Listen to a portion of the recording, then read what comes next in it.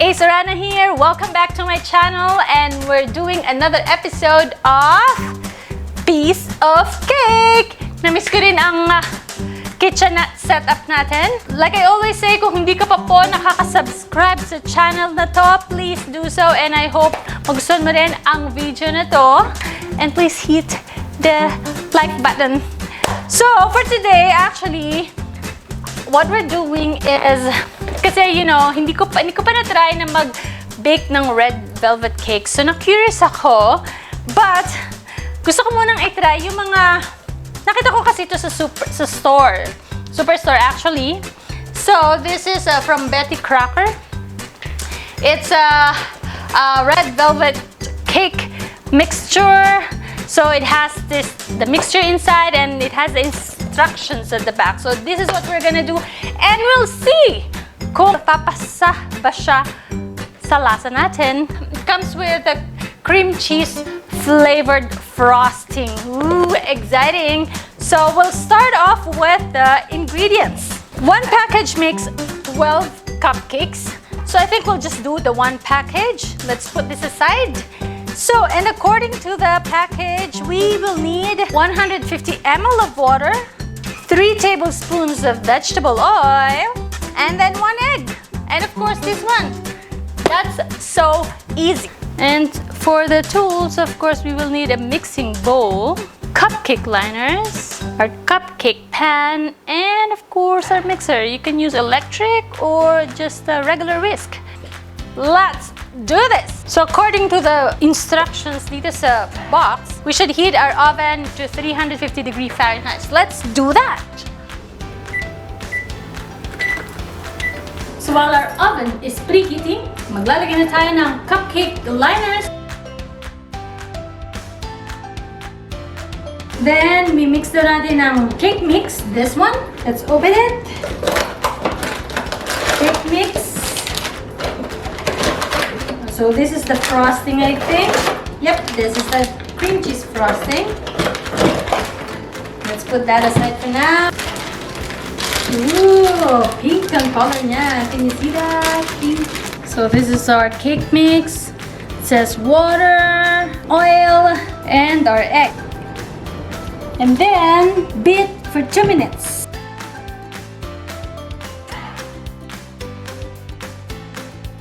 So this is our batter. So I got this batter dispenser. I bought this in at Michael's. So first time ko siyang gagamitin. Let's see. So according to the instruction naman nitong batter dispenser, you're gonna put it the same way as you put it like a regular icing tape. So this inside, and then you screw it on the outside.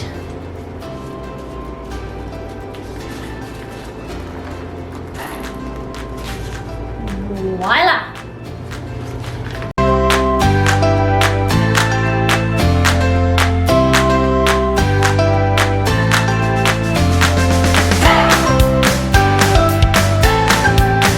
And lastly, we will bake it for 14 to 19 minutes. So while our cupcake is baking, we're gonna prepare the frosting. Mic failure, hindi pala naka-on ang mic ko. Anyways, this is the cream cheese frosting. Ang instruction is to just knead it by your hands for about 10 seconds para medyo painitin mo lang ng konti. Medyo may kagalit ka, dito mo ibuhos nang walang madamay na iba, di ba? Ito lang. Talagang lapirut-lapirutin mo siya. And then sabi, you just have to cut the corner of it and then put it directly on your cupcakes. Pero dahil nga maarte ako, medyo gusto ko lang na may design. I'm using a tip 21 of Wilton. It's a star tip. So, ito yung ninid ko kanina habang naka-off ang mic ko. Sayang, ang dami ko pa namang kwento. Hindi nyo narinig. Hindi na pwedeng ulitin. One take lang yon yung kwento na yon. So, naisip ko lang, mas madali pala pag ganito. Diba? Ang talino ko kanina. Pinahirapan ko yung sarili ko. Hawak ko ang piping bag. So easy. Just squeeze it right there. So our cupcakes are done. Smells good, really. I took it out of the pan already because I'm gonna put the frosting. This is the cream cheese frosting that came with a package.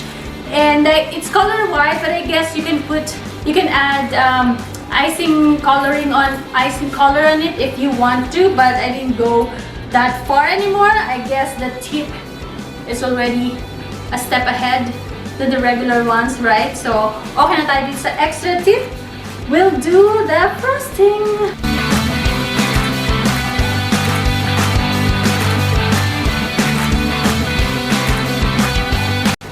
Let me taste one. Ooh.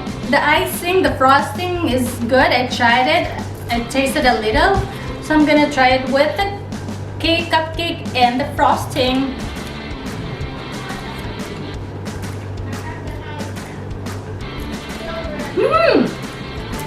It's good. Really good. It's a little bit too sweet lang for me, the frosting. You know, I'm not really a sweet person. Hindi talaga ako mahilig sa matamis. So, but it tastes good. It's very smooth. And the cake too, very spongy siya. So I'll have my kids try this and see what they're gonna say about it. So that's it for our red velvet Betty Crocker cupcake. And by the way, you can also do it as a cake. The package has an instruction or measurement if you're doing it as a cake. I don't know kung meron ito sa Philippines. I haven't checked yet. I would say this is good. Syempre, pag nagmamadali ka and you don't have much time to prepare all the ingredients. But you know, I'm from the scratch person. I've never really baked a cake from a cake mix. I think first time I always bake it from scratch. I guess there's nothing wrong with it. It's your preference, you know. This is good, and I believe all the other pre-made cake mixes would be good as well. Again, thank you so much for watching. Once again, I'm Ace Orano, Piece of Cake. God bless you all, guys. See you next time. Bye. Okay, my boys, Paolo and Carson trying the red velvet that I just made with cream cheese frosting. Okay, try it, boys. I like red velvet a lot. You like red velvet a lot? Mmm! How about you? Super yummy. How about it? How Cream about tasty. tasty? Yeah, the cream. I like red velvet, so. Mmm. How is it, boys? Good? Yeah, you're almost done. Okay. Come on. How about Luke? Yeah, he can get one too. Come on, look. Sabi niya, kailangan. How is it? How is it look? Yeah, I can see it on your face. Look at your mouth. Look at that. Go get tissue with Daddy. You So good? the husband. Let's try this! Anong tawag dito? You call Red this velvet red velvet cupcake. cupcake. It's the pre-made mix.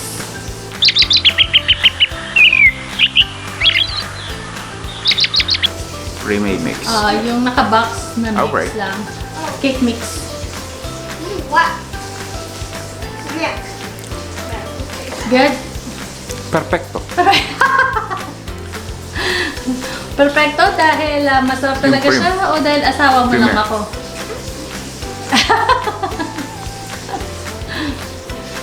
Good, good.